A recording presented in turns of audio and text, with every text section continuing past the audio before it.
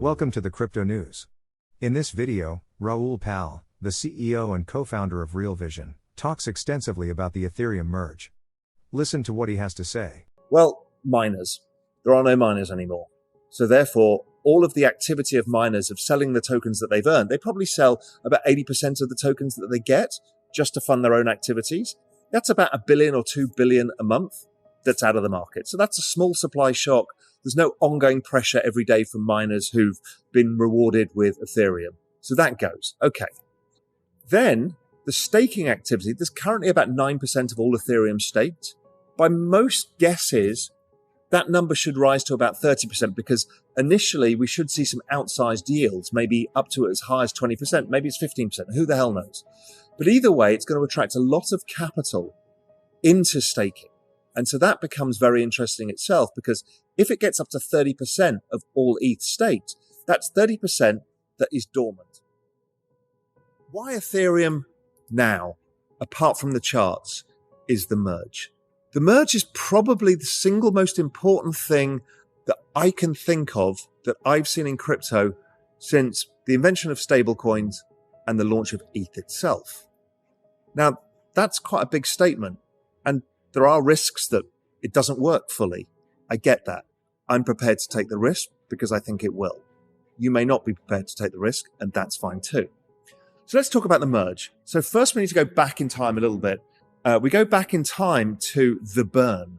So this is the EIP 1559. And what that did was change the dynamics of ETH that burnt using network activity that burnt ETH. Now, it reduced the supply of ETH by about 65%. And in a strong demand environment, supply reductions are important.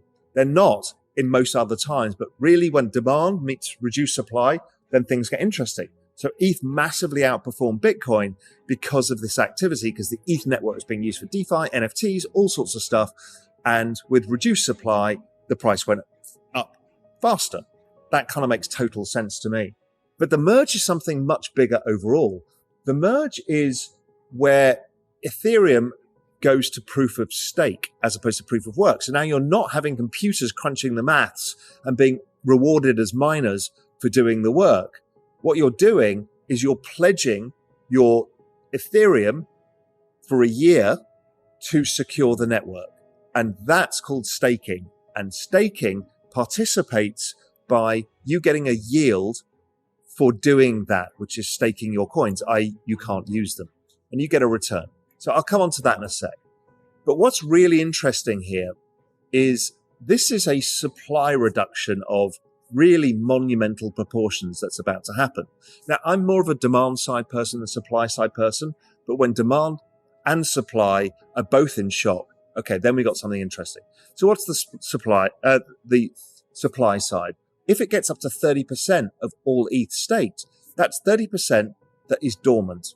That's 30% cannot be used for DeFi, CeFi, rehypothecation, shorting, liquidity provision, nothing. It's out of the system. Okay, that is a massive supply shock. Then, on top of it, ETH staking gets its yields from network activity. So as the network is active, it generates the yield. Add that to the burning for the network activity as well, and what you get is actually something that looks like it's going to be deflationary, i.e. there's going to be less ETH every day than there was the previous day. So that itself is really interesting. So as opposed to be a daily sell pressure of excess ETH in the market, it becomes a daily buy pressure. Upon the merge, there will be a reduction of Ethereum supply, massive yields from staking, which increase with network activities, and many other advantages. This is probably why, despite the massive bear market declines, Ethereum increased by over 50% earlier in the month when the final merge date was announced. In Pal's broadcast, he compares the staking of Ethereum tokens to stock buybacks, a process where corporations reduce the supply of their equities by buying them back to generate demand and reduce supply. The former Goldman Sachs executive points out that buybacks are one of the key reasons why the US markets have performed better than other markets. He believes the same thing will happen with the Ethereum network after the big event in September. In addition to the other advantages, Pal also explains that the merge will make Ethereum more appealing to corporations that have ESG ambitions. Please listen to Raoul Pal's explanation. Bitcoin is deemed by people to be less green. We know that narrative is a false narrative, but that is what institutions kind of believe, and they struggle to get it past their boards and their investment committees because of it. But Ethereum will be much greener. In fact, it's 99% less energy use than Bitcoin once it moves to proof of stake. So that removes that barrier, and that's a big stumbling block for institutional adoption. But there's something more important, something that most people haven't thought out, which is that Ethereum is going to have a yield of 4 to 6%. That's the best guesses. So now we've got the internet bond. And I know people have used that terminology before, but they haven't really joined the dots as what that means. Ethereum being the largest yielding asset in the space, it has in ETH terms, a risk-free yield because it's generated by a smart contract. So it pays out yield in the smart contract. Now, the risk you're taking is currency risk, ETH. And again, people need to understand what these terms mean because there's a lot of bullshit online. So what you've got is pretty much a guaranteed yield from ETH. Obviously, there are things that go wrong. US bonds are deemed risk-free, but they're not. Nothing is in the world. But you know what I mean? This is a benchmark yield for Web3 from the largest asset in Web3 because Bitcoin doesn't have a yield in the same way and it's not really used in Web3. So you want to allocate to this space. You are going to allocate to the ESG compliant yielding asset. That is without question. Also, it's easy to say because it's not to do with money, replacing of money. It's technology.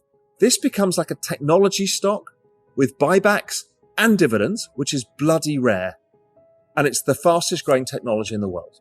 So this yield changes institutional adoption dramatically. It makes it so much easier to hold on balance sheets. One of the reasons why gold was not adopted by many institutions is because it doesn't yield anything. But this does, and the yield is decent. It's more than US treasuries, as it should be. So, okay, now we've got something interesting for institutions, family offices, long-term investors. I have bad news for you. If you're not rich by now, you're screwed. And if you're in debt, you're even double screwed. How so, you might wonder? Well, the sad truth is that you're working your whole life to make someone else rich. The mega corporations, the banks, the politicians, everyone is getting richer. They get your money. And what is even worse, they get your time, they get your life.